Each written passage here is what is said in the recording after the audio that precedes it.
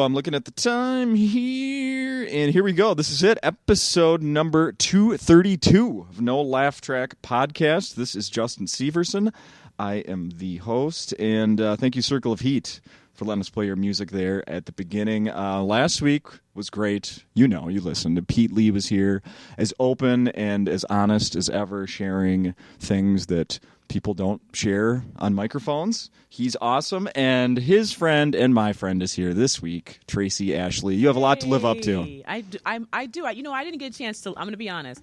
I didn't listen to it, but when I had read what you wrote, I was like, oh, Pete must have got really deep on the podcast. Oh, yes. So I'm going to wait until I have the time to just to sit and listen to it because I want to listen to the whole thing. Yes. And so I'm not even going to ask you what he talked about. No, I'm you just got very personal, so I want to hear it. Easy to find. 231. Oh, I know. 1 week ago. I know. I have it right on my phone. I'm going to listen to it. Awesome. Tracey. Yes. Here we are. Yes. You and me. Back again. Yes.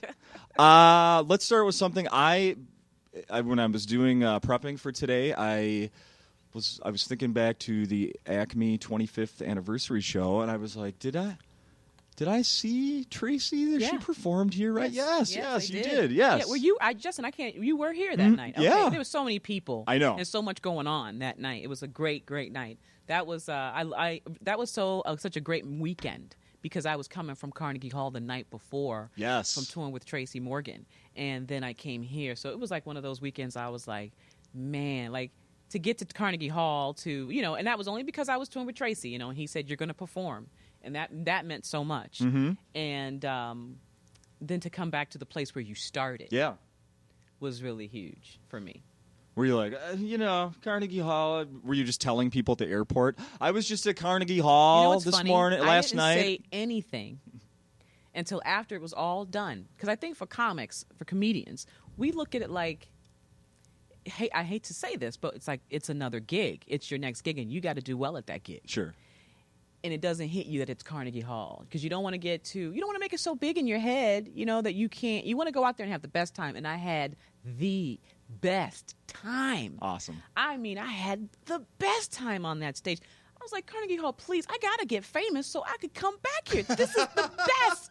This is the best venue and the best place to perform. And the audience loved it because it was for a comedy festival. So these were people who love stand-up. Oh, and okay. it was packed. And I mean, it was the New York Comedy Festival.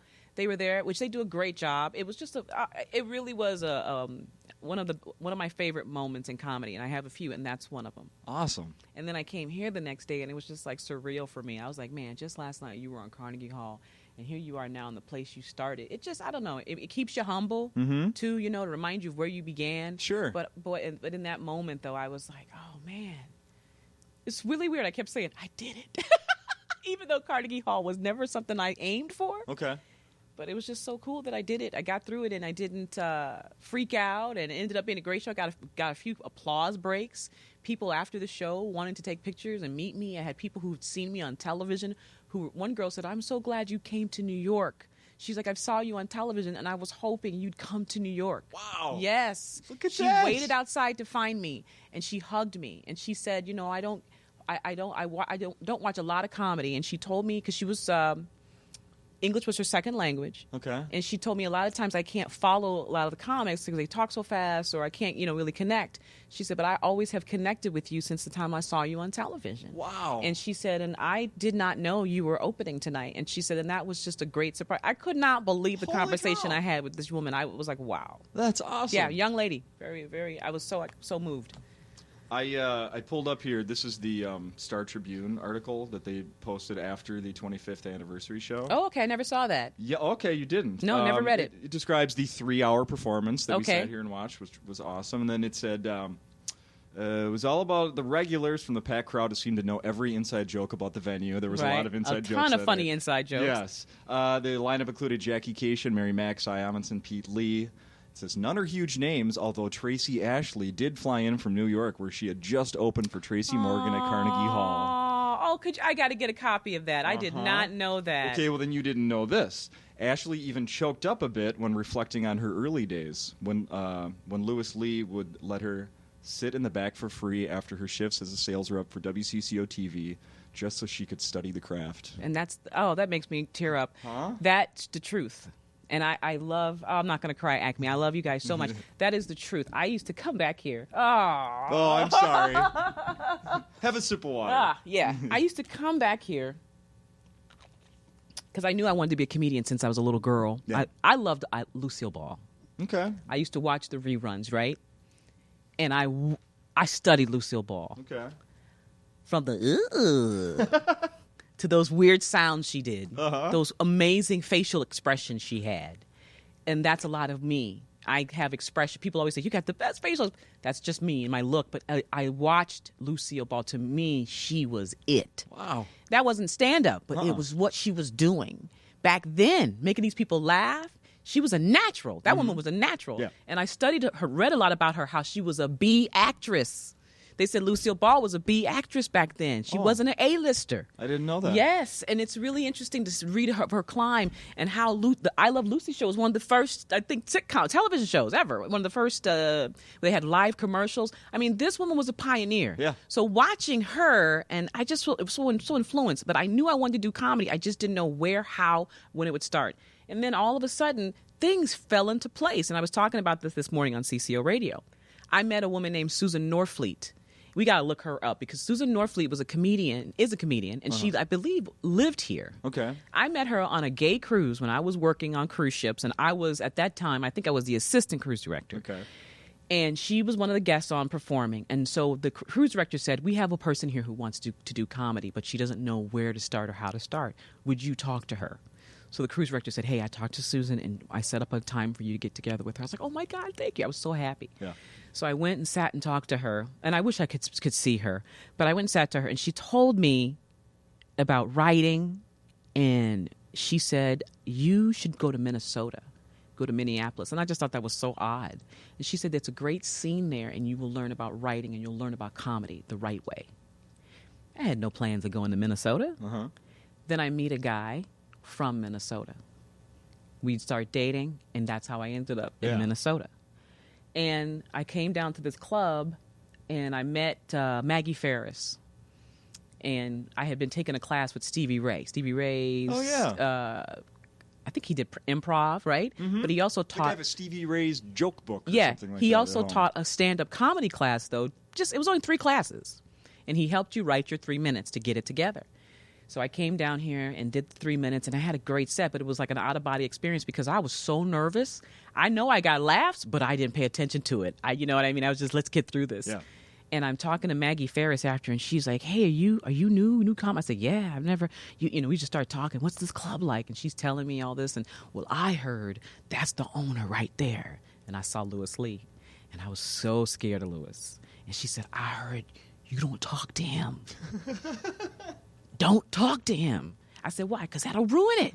They said, never talk to him. So I made sure I was never going to talk to Louis Lee. Pete Lee comes up to me, and he says, hey, are you doing this for real? I just want to know, are you serious about this? I said, I've always wanted to be a comedian. He goes, you should come back. You have a potential. You should definitely come back and do this. You fit the stage. What the comics didn't know back then, they were all like, who's this woman with all this comfortability on stage with the microphone? That's what I had. Because for years I was a cruise director. And so I knew at least how to talk into a microphone. Yeah. So when I got on stage, I grabbed the mic. You know, I'm one of the first, well, I think I was the second person up. Okay. And I just grabbed the mic. And they were shocked, like, who's this 3-minuter who just came out, grabbed the mic, and kind of tried to own it? But I was very nervous. You know, I like the last probably, I don't know, let's say 7-8 years, I've been asked to be one of the many judges for the funniest person contest. Yes. And that's one of the 3 categories, or 3 or 4 categories we judge on, is the, your stage presence. Your stage presence and the way you use that mic, because, people were leaning on it because they were nervous, holding it. Yeah. And I was just taught, no, grab that mic, but I had done that for years on the cruise ships. So I had no problem talking to people. It was a matter of getting these jokes together. Yeah.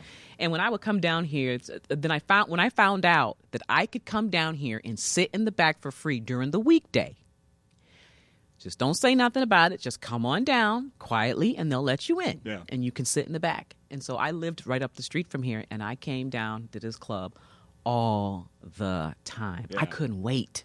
I would be done with work. I couldn't wait to get to Acme, and I would sit back there, and I would just watch.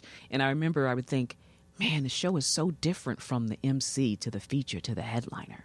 And then I would notice certain shows where the headliner, what I always wanted, the headliner would come out after those two comics, were getting the people in ready and laughing.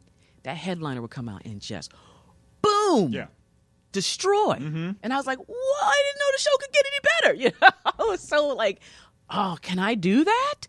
Will I have the chops, the technique, everything that you need to come out?" Because this person just followed two people who were good, Right. and just blew it out the water. And you could see the audience being comfortable and not nervous because they knew he had the show in his hand. He or she had the show in their hands. Yeah. And I watched some of the greats sitting back there before they came big and famous. I got to see Louis Black several times sitting in the back. Yeah. That was something to watch. I bet. So to me, I decided you're going to school and you're going to learn comedy. And that's what Acme was for me. This was my classroom. I came here all the time.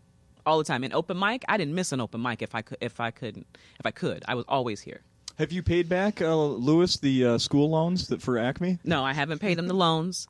But when I'm famous, believe me, I'll let everybody know about Louis Lee. Yes. I let everybody know about Louis Lee's first one that told me I had star quality, and I will never forget that. That always sits in my heart. No one's ever said that to me. Wow. But Louis Lee said that to me when I first started, and he sat me down when I was, as I said that night at Star Tribune, Louis Lee was here for me. Like when I say he was here when my mother died, he was here when, I came from a tumultuous upbringing, so I didn't have that traditional family. So I think people like myself, we spend our lives always searching for that family. We connect. I always had a lot of friends who were like my family. Yep. So when I lived here in Minneapolis, a lot of my Christmases, my holidays, Thanksgivings were spent with people I had met here who welcomed me into their homes. Nice. And Acme welcomed me into this home. And they were like, they had my back. They still have my back. Yeah. And I don't know, it's just something special when this is my home club. And I may not live here now, but this is always my home club to me. Always my home club. And I'll just never forget all the years. And Louis kept telling me, he's like, he gave me such good advice. He told me, you're star quality, Tracy, so don't mess it up. He said, don't make comedy your life. Because he was trying to let me know, don't become that comic that parties all the time, that loses track with what you really are here for. Yes, it's fun to hang out with your comedy buddies. It's fun to drink and all of that stuff and hang out and laugh, shoot the shit. Yeah. But don't forget the jokes. Don't forget the comedy and what you're really supposed to be here doing. Don't get caught up in the party. Exactly. Yeah. And I remember thinking, wow, he's so tough, And I watched what he said to happen to several comedians over the years who caught up in the party. Mm-hmm. And now they don't write any jokes. Yeah. And I would sit back and watch, again, come into comedy college and sit back and watch. I saw all this. I saw the people in the audience, how they laughed. I saw the comics. I saw them before the show and after the show. And then what I would do, Justin, is I'd come to the show on a Tuesday night, and then if I could get in, I'd come on a weekend to see the difference, to see how they grew. And I mean, I learned so much watching, and I remember saying, I'm not going to do that. I'm not going to make that mistake, and I would write certain things down.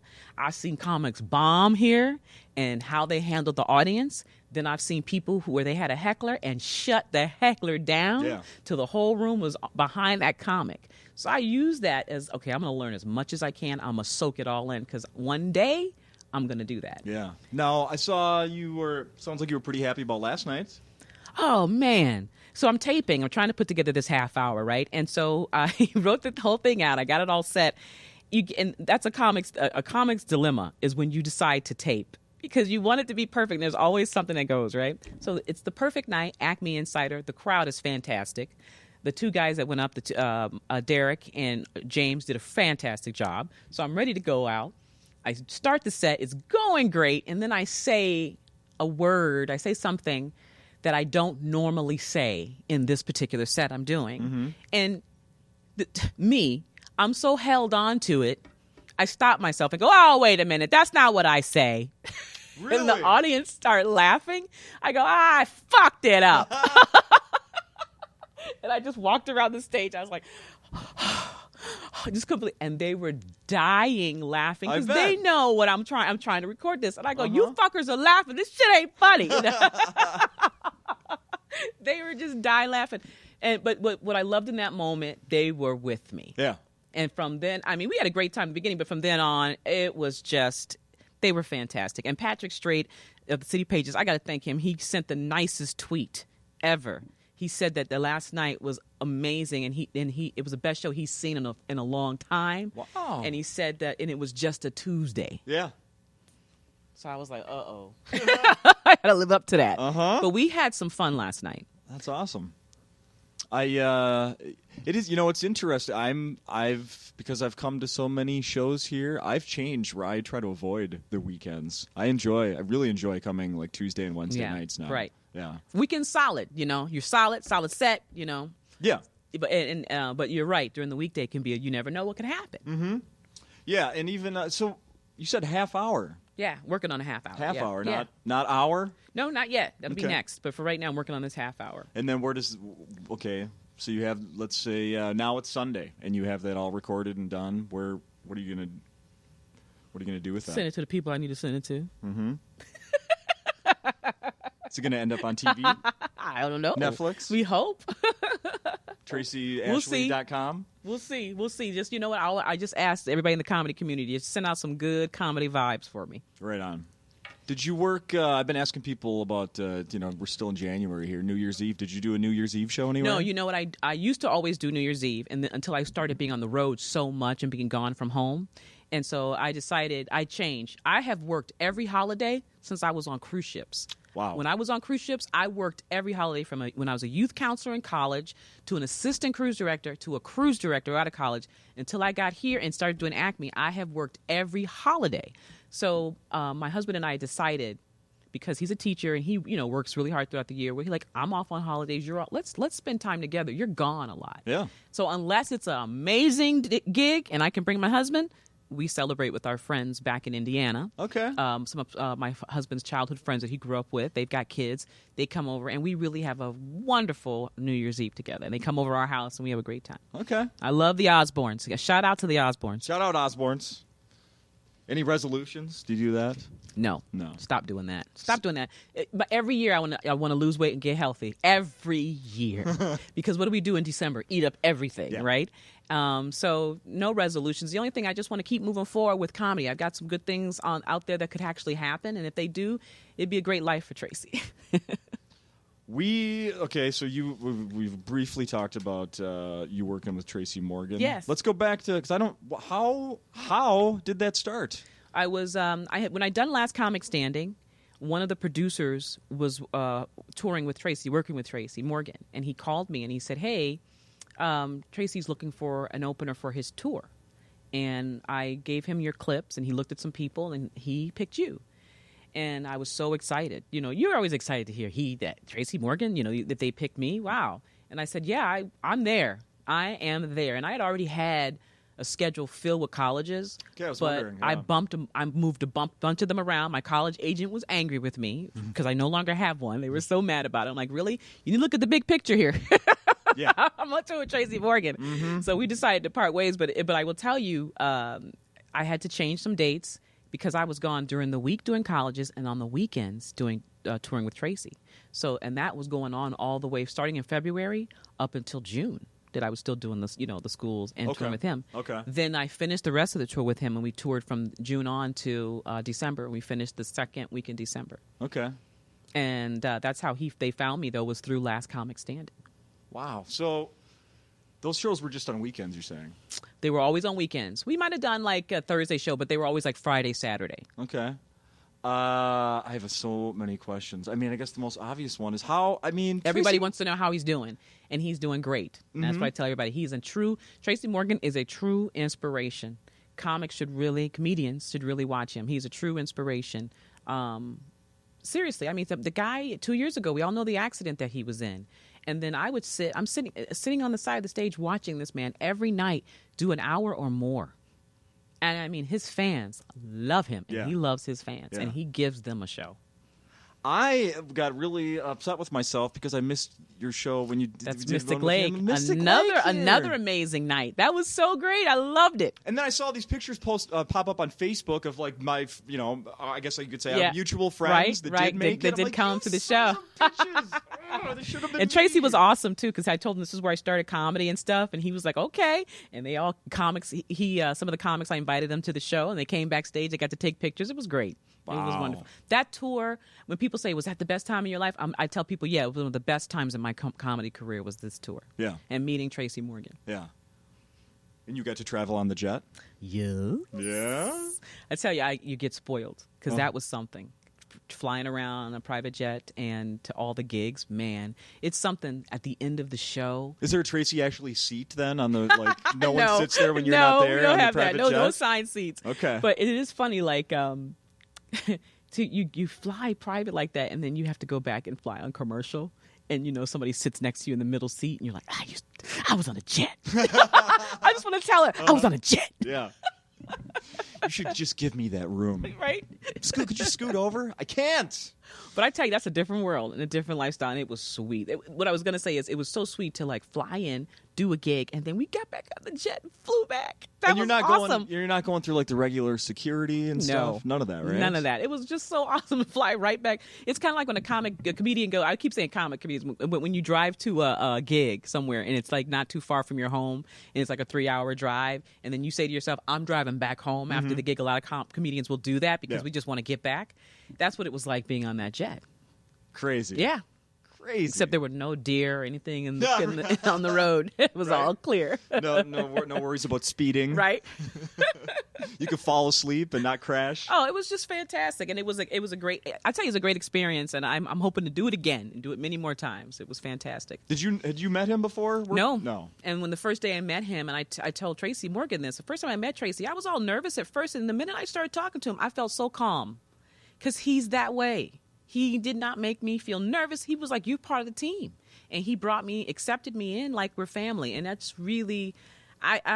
Sometimes I'm like, I pinch myself. I'm like, oh my gosh. I want to ask you about what it was like. I read an article about it online of when you guys went back, did a show in Dover, Yes. which was the city he was leaving when this when the accident terrible occurred. accident That's happened. right. Yeah, I read a little about that, but maybe you could share. That was a really. There were times on this tour that were very emotional for Tracy Morgan. I can say that because we did shows where the people who helped him at the hospital, they were at those shows, you know.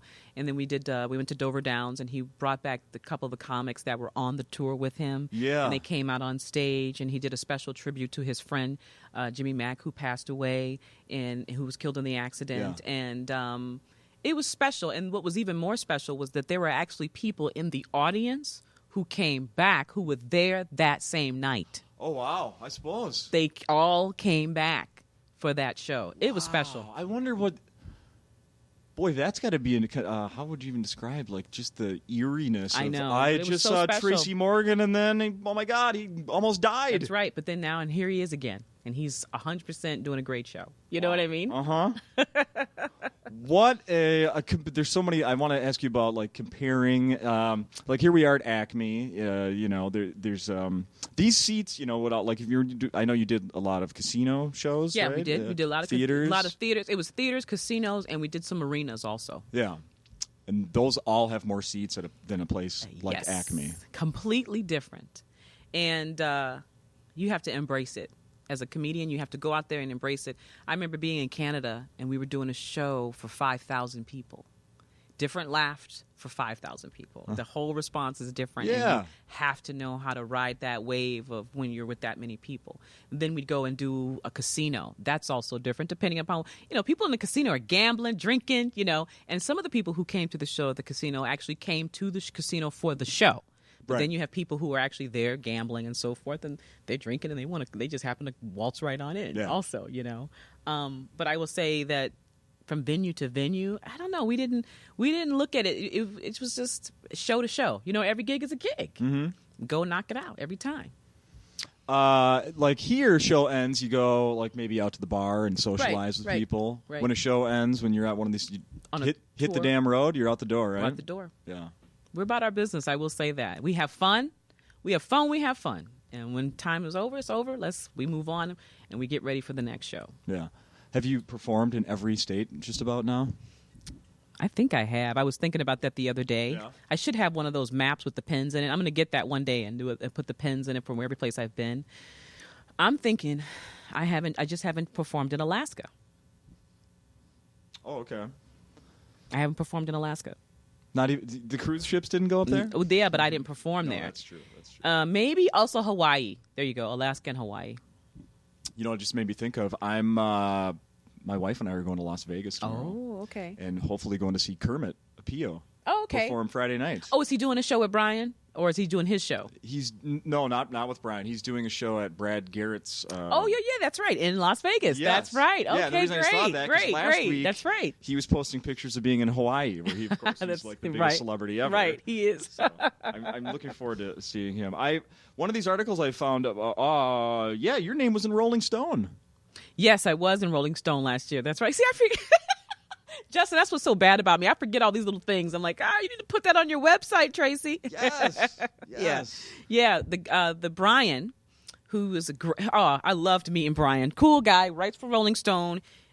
He went on the tour with us for a couple of days and followed us around and followed Tracy and interviewed Tracy. It was fantastic. And I didn't expect to be mentioned in the article. It was so nice that he gave me a little mention. Yeah, he did. And he also mentioned I'm in just this is mind-boggling. Sure. All the vehicles that your buddy Tracy Morgan has. Have you seen the Lamborghini, or the Rolls Royce, or the Range Rover? Huh? Hey, yeah. Or the $150,000 watch? Oh, so he puts that all in the article? Okay. It says he owns more than one $150,000 watch. Jesus. Is that what are you working up to that, Justin? Oh my God.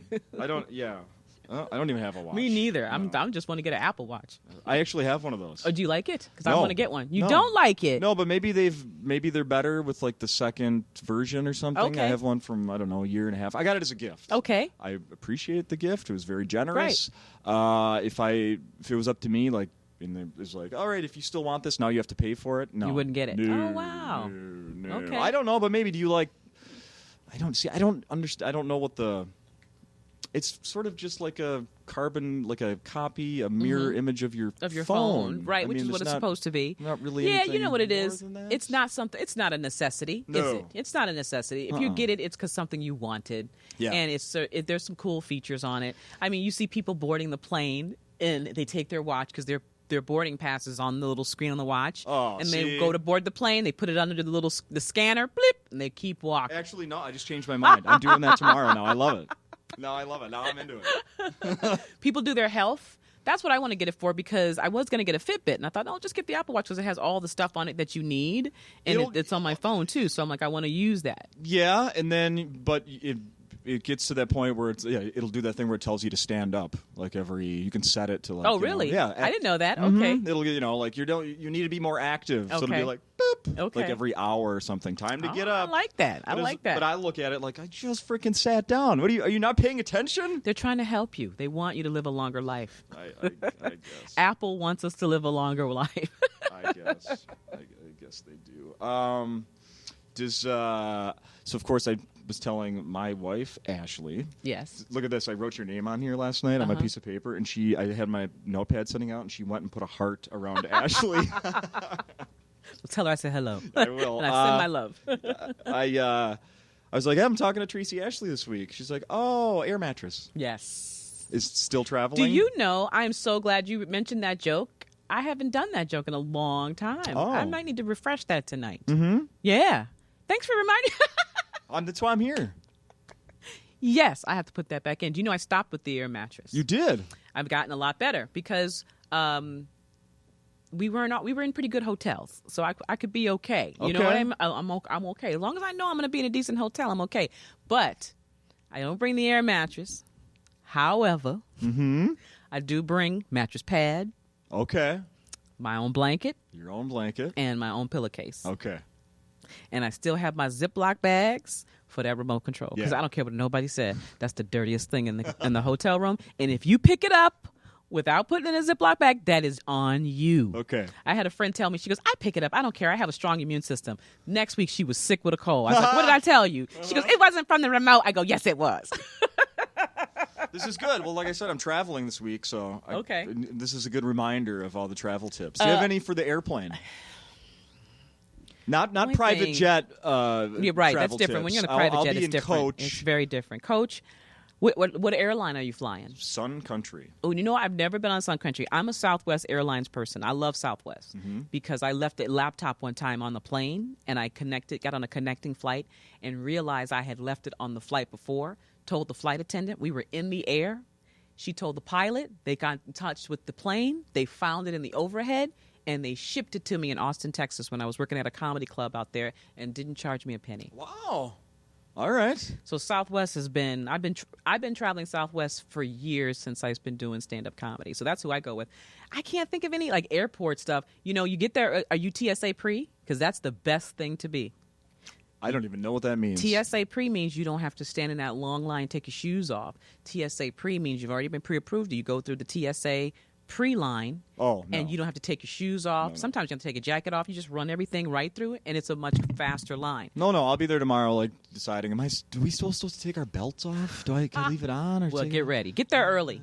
That's all I can tell you, because now, especially with a lot of things that have been happening across the country with, Fort Lauderdale, what happened, the shooting there, they up security. They're taking a little bit more time with checking people. So I say get there early. If you're not TSA pre, get there very early. Yeah. I'm with all the work that you did last year on the road. What do you do to wind down, relax, and sleep? That's been the biggest thing last year that I told my husband. I noticed. I said, "Man, I am so exhausted." That's because every year you get older, right? I'm getting older, and it's hitting me now. Okay. And I remember when I was much younger in comedy, Judy Gold told me, she goes, "You're gonna get tired of that road." She goes, "You might be okay now, but you're gonna get tired of it. You got to take care of yourself." And she was right. Because your sleep is kind of off. You're not in your own bed. It's just, constantly I was going so much. So when I would get home, I'm not kidding you, Justin, I'd be off, say, like for 2 weeks. And I kept thinking, do I got to pack my bag? I should be doing something to get ready to go out of town. No, Tracy, you don't have to go out of town.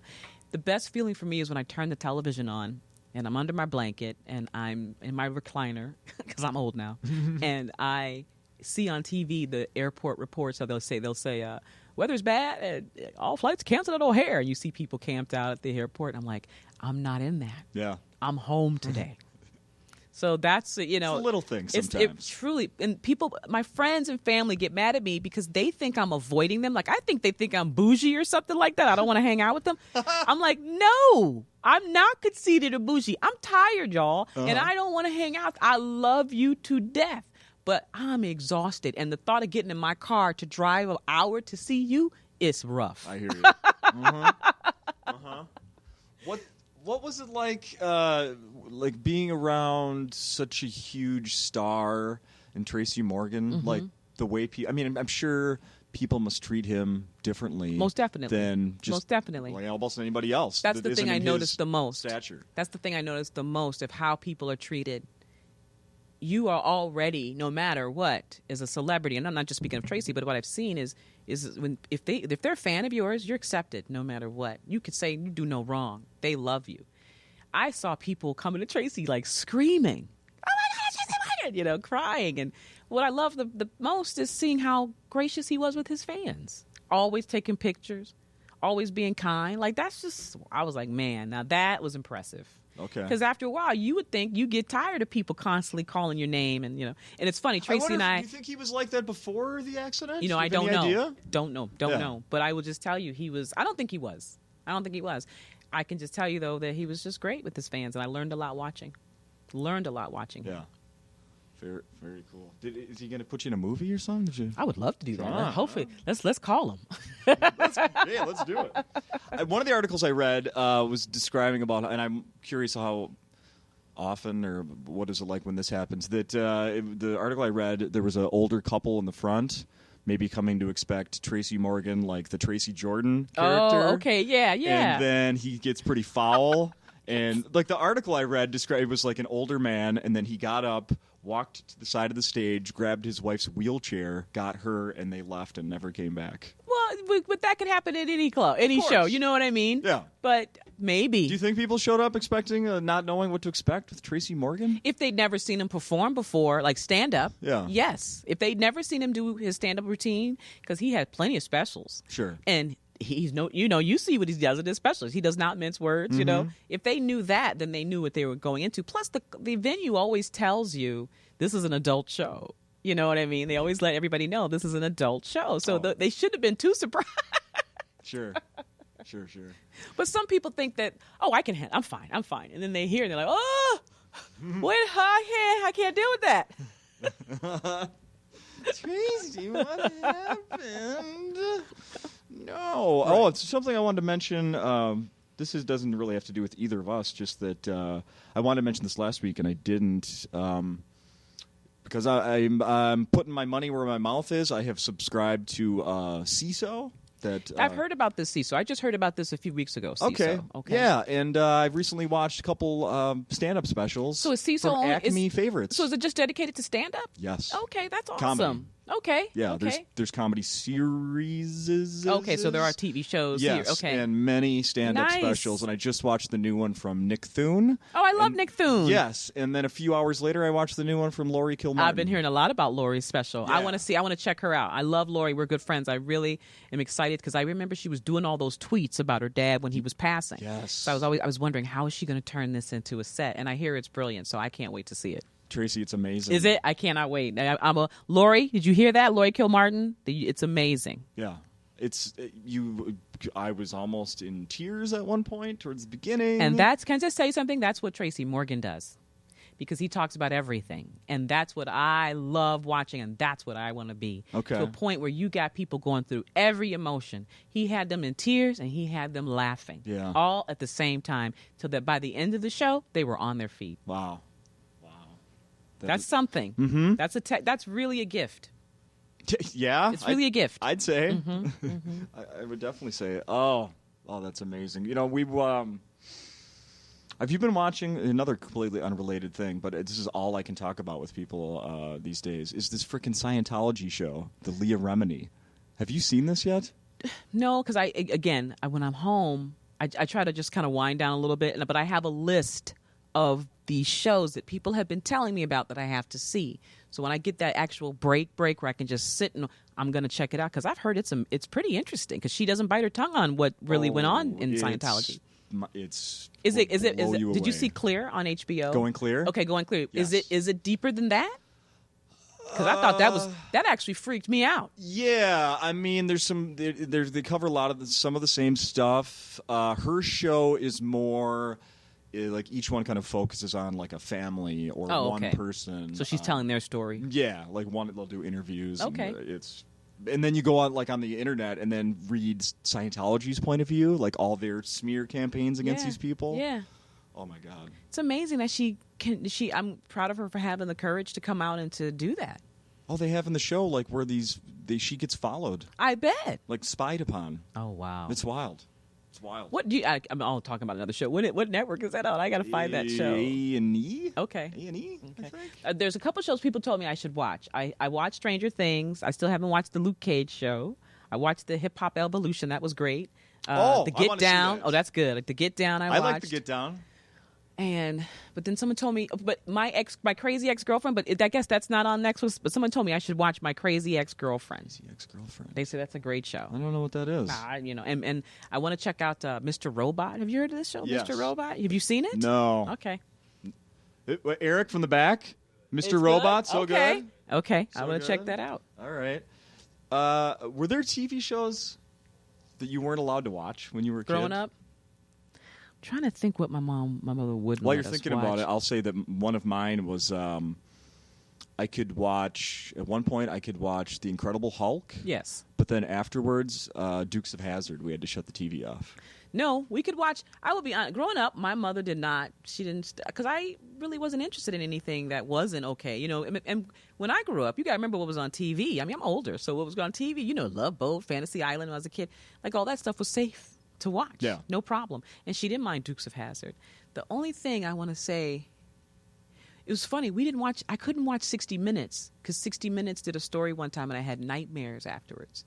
You know, that 60 Minutes, they do these, investigative stories. And it was a story about a man who was mentally ill, and they were talking about mental illness.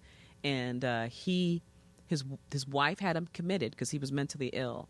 And he was meeting with his doctors, weekly, monthly, and they started feeling like he was getting better.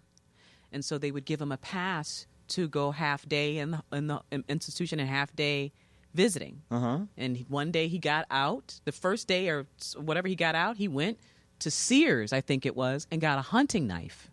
And he went and killed his wife. And they played the message because she's calling 911, and they played it on 60 Minutes. And I was a little kid, and I freaked out. Oh, no. I kept thinking that guy was going to come through because he came through the back door. And I'm like, oh, my God, he's going to come through the back door. And I was a little girl. Checking the and lock. I had no business watching that story, and I was horrified. So no more 60 Minutes. To this day. To this day. You don't even know who Morley Safer is. No. What was the one guy? I did know Mickey. Was it Rooney? Something Rooney at the yes. end? Yeah. Mm-hmm. Oh, boy. Yeah, Mickey Rooney. But 60 Minutes, I think, was the only thing she wouldn't. That was only. Other than that, I watched. I like to watch all the comedies on television. I got into all that stuff when I was a kid. I loved Credible Hulk. Come on, that was it. We'd all get together around the TV. That was the show.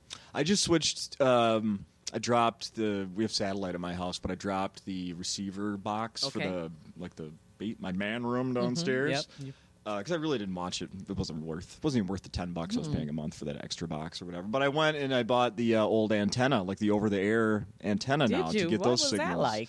It's the first time I plugged it in, I got 4 stations, and then I moved it to a different part of the room and got 30. So that was weird. Wow. Yeah, but the very first show that popped up, and this is the reason why I even bring this up, was Lucille Ball. That's what was on one of these. Okay. Yeah, I Love Lucy was on. Do you watch it anymore? Lately, I haven't. But I have like a Lucille Ball app on my phone where I can watch clips from the show. I love Lucille Ball. Yeah.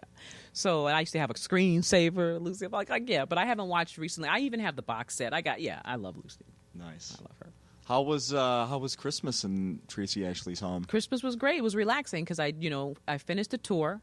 I actually came here to do some shows, working on some stuff at a small theater in New Hope or whatever. That's over there, and I did a couple shows, but it ended up not being a great week for them because it was so much. That was the week you guys got hit with so much snow, and it was like negative 23. Yeah. It was really, really, really rough. So I was like, man, I do pick the coldest time to come to the Twin Cities. So by the time I got home, I had about just 2 weeks off. So really, Christmas for me was relaxing, and I did have. This is going to might sound silly to some, but to pet lovers, they'll get it. I had a 19-year-old cat that I had adopted from Golden Valley, the Humane Society, when I lived here 19 years ago, and he passed away right before Christmas. Oh. And that was really, that was my heartbreaker for Christmas.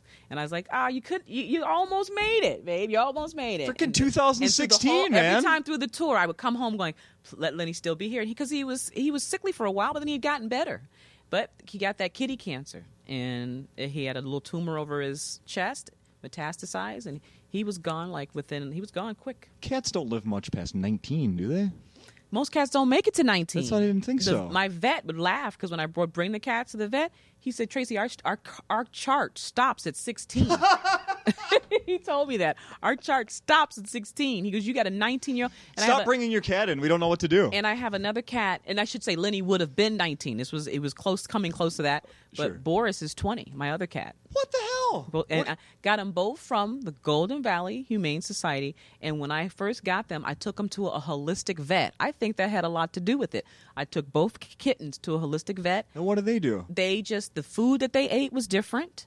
Their whole lives, you fed them something different than most people? When they were kittens, okay. right? Oh, yeah. And then when they got a little bit bigger, then I was able to get them on science diet. And I really think that helped with what they ate when they were kittens to now. Jesus. 20 years old, Boris is. That's crazy. Mm-hmm. And walks up and down the steps and everything. And both cats did. As a matter of fact, when Lenny passed away, the day before he passed away, my husband had a video for me because he knew how much I love my cat. And it's a video of him jumping from chair onto the bed. God damn. 2016 was the year of death.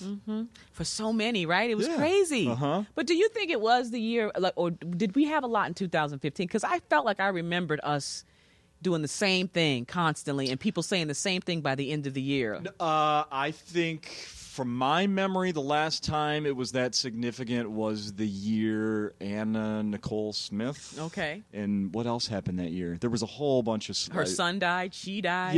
There was a whole bunch that year. Okay. For some reason, she's the only name I'm remembering right now. Right. What was that? 2006, 7, 8, Okay. something like that. I remember that as being a big one. Yeah. Yeah, but everybody kept, and it was funny because somebody wrote, "Too bad the people who had a great 2016 can't write about it because everybody's talking about how crappy 2016 was." I'm like, Don't no, damn rub it. it in. I had a great 2016. Damn right. Yeah. We could all live, I had live a great vicariously through Tracey Ashley. Exactly. What else was I going to say about that? Oh, I'm not sure. Do you bring your old CDs on the road? Yeah, and I'm sell going to bring those my after CDs, shows? and my next goal is to now work on the next one. At some point, I'm starting to write some new stuff. After I record this is kind of like some of my older bits, and kind of like want to lay these to rest. And then I've been working on some other stuff because it's time for me to put out another CD. So, but I do have my CD, Two First Names, with me, and that I brought this week, and I will be selling them after the show. Okay, right on. I looked at your site to see. I wanted to make Don't sure. ever go to my website. I need to do better on my web. I have a web guy, and my web person, he does a great job, but it's my fault because I'm the one that's supposed to call him and give him the information. Okay. And sometimes he'll see on my Facebook, hey, you posted your dates on Facebook, but you didn't give them to me to put them on the website. I'm like, oh, I forgot about you. Yeah. Well, you did have this This week's dates up, on there. and then after this week, I'm doing going to California next week, do some showcases, and be out there for a while. Okay. All right. Did you see their BBC, I think, is doing a series, and they're doing a Michael Jackson story. Did you see this? They put the previews online. I have a picture. I'll show you. I'll pull it up. It's a Michael Jackson series? Well, it's a TV series, Urban Myths, I believe it's going to be called. Oh, and okay. each episode is going to do a different story, and there's going to be one about Michael Jackson. Okay. But if you can see that picture, that's Michael Jackson from the movie. Stockard Channing, that actress, is playing Elizabeth Taylor. They're telling the story of a road trip that allegedly happened right after 9/11 with Michael Jackson, and who else was it? Liz Taylor, and the guy from The Godfather, the Godfather. What the hell's his name? Brando? Marlon Brando. Really? Yes. And Stockard Channing is playing her, and then Joseph Fiennes, a white guy, is playing Michael Jackson. You know what? I heard about this. Yeah. I'm just speechless. I mean, I love reading the comments because people will say, well, of course they had to get a white guy. Did you see what his skin looked like towards the end? He didn't look like a white guy. His skin was just, he had that disease that he said he had. Mm-hmm. I don't know. That picture right there looks so comical. That looks more like that movie Elephant Man than anything. I don't know what that is. Look at it. Look at it. I just zoomed it in there. That looks nothing like Michael Jackson. Also, I don't know if they put nostril holes. Did he not have nostrils? There's no holes in that nose. That's a rough picture. That looks nothing like Michael Jackson. I'll post this on the. You know what I can't wait to hear is how he talks. I want to hear how he speaks. Do they show? Do they have that? Because that's gonna be. I just looked at the picture. I didn't watch. There's actually a trailer that you can watch. I can't wait till this comes out because I will tell you, I'm gonna check that out. I'm gonna check it out. Yeah, what he said was, hey, Jackson definitely had an issue, a pigmentation issue, and that's something I do believe. He's probably closer to my color than his original color. I don't know. Yeah. I don't know. I still think they could have got someone black to play that part. African American to play that part and done stuff with the makeup and like they do with every other movie. I think it was such a stretch to let's go get a white guy and put the makeup on. I think that was like, come on. Kind of like what they did with Nina Simone. Nina Simone, they had a documentary with Nina Simone that came out, a movie, and everybody was up in arms because they had, and I can't think of her name right now. We can look it up. What's the beautiful lady? She's very pretty. Not Tandy Newton. She was in a Star Trek movie, I believe. Zoe Saldana. Oh, yeah. Oh, yeah. She played Nina Simone. Now, if you look at Nina Simone and then look at Zoe completely. Now, granted, I know there's a thing called acting. Yeah. But you're stretching. Yeah.